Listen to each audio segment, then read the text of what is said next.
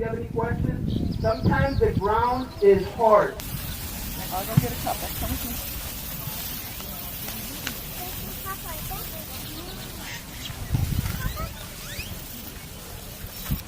3, 2, up!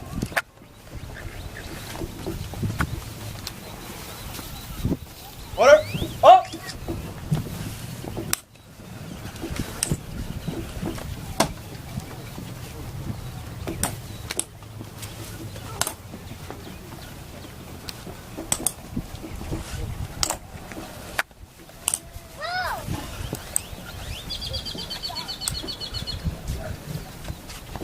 Oh, 3, 2, up! oh, sing, can you see by the dawn's early light what so proudly we hailed at the twilight's last oh, but shining bright stars through the perilous fight. O'er the ramparts we watched were so gallantly,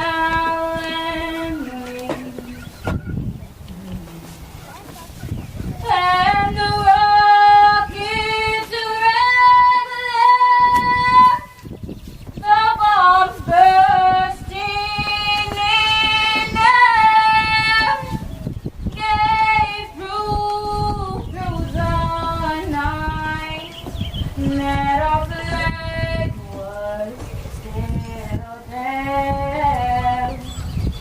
Oh, say just that star-spangled banner yet wave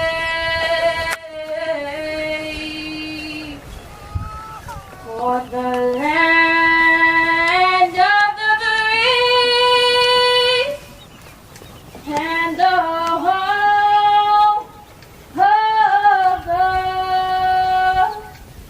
brave. Order, up! Contributions of our sponsors, such as Ellis Roofing, ENG Roofing, Patino and Associates, RGB Melons, Fresh Imports, Rick Brown Funeral Home, and Real Produce. The Game Changers are an organization. Just as we started this ceremony, I do want to just open up in prayer and first and foremost, pay respect to the Lord Jesus Christ and who paid the ultimate price, for us. And that's what we want to do. We want to honor Jesus Christ, pay our respects, and because that's the honor that's due to Him. If you bear with me, I'll take up about 20 minutes of your time, so let's enjoy this heat. At 17, I voluntarily enlisted into the Army under some perception of surviving these mean streets in Dallas where I was growing up. And at 18, I flew to Fort Leonard Wood, Missouri to become trained as a combat engineer.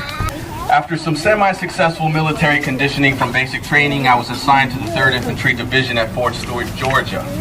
I was placed in Alpha Company and worked with the headquarters company as a command driver for most of my time in service. From Bravo Company, there known was a man named Paul Smith, who seemed to have a personal vendetta toward anyone who carelessly or complacently disregarded their duty as a soldier by appearance or by the completion of a task. Sergeant First Class Paul Smith had a tendency to make it his business to administer correction where he saw fit. Unfortunately, as my battle buddies would say, when you're a private in the U.S. Army, anyone who outranks you is your boss, and Sergeant First Class Smith definitely outranked me, and was conveniently placed in a position to remind me of the mistakes I would often make or commit. But he was not in my direct chain of command. To me, he was just some guy from another company who happened to be an engineer as well. If you ever saw another person's child misbehaving, in a grocery store, would you ever think to go out of your way to correct that child? That's kind of what Sergeant First Class Smith's leadership was like. Any opportunity to make change, cause impact, or offer lecture seemed to be compulsive and consistent from Smith. The devil is in the details, and it's not a devil he would ever let get away. Smith was gung-ho, daily motivated, first to show up, the last to leave, and the way he carried himself made it believable that he bled red, white, and blue. And Sergeant First Class Smith took it upon himself to lead a charge while others of us sought cover for injuries and our surprise. Sergeant First Class Smith mounted that 50 cal machine gun and returned fire, panning left to right across his field of vision without use of what we call a chicken shield to accommodate him any protective cover to his body. His actions gave us the advantage needed to recover, reload, and rejoin the fight. The actions of one man laid out about 50 enemy combatants while saving 100 of our own. And when the smoke cleared and the day drew to an end, we found Sergeant First Class Smith had taken 13 rounds into his torso, 3 rounds into his upper legs, and that 17th fatal shot into his neck that ricocheted through his skull, indefinitely killing him.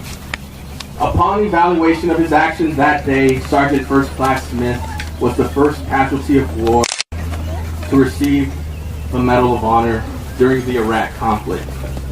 President Bush flew Smith's family to the White House in 2005, where Smith's son David received the Medal of Honor on his father's behalf.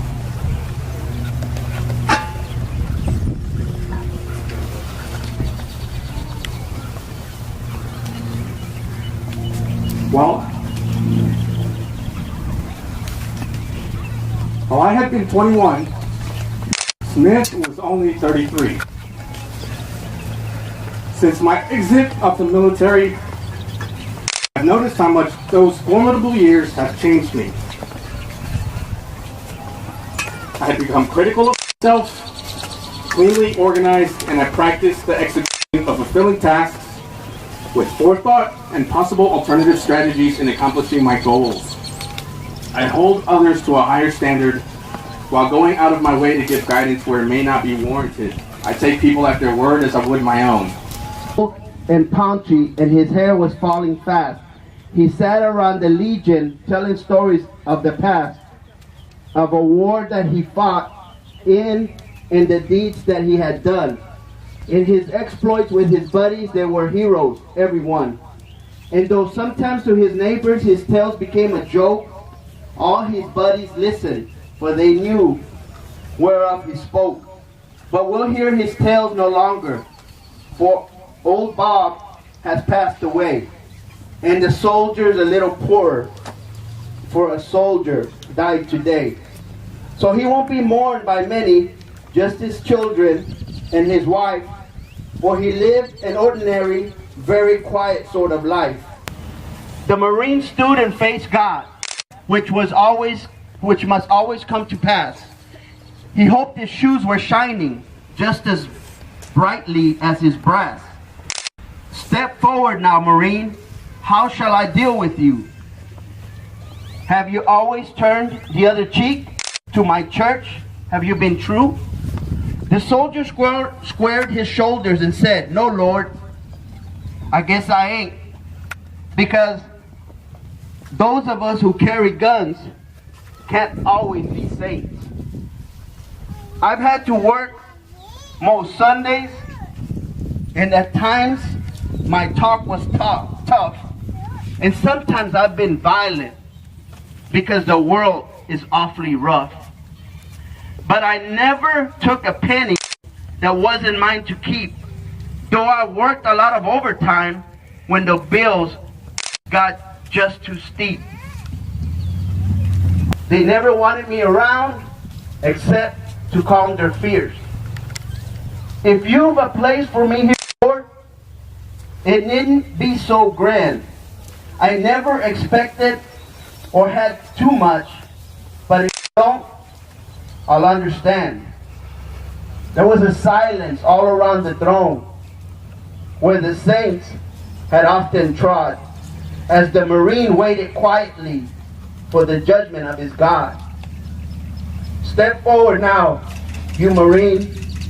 You've borne your burdens well. Walk peacefully on heaven's street. You've done your time in hell.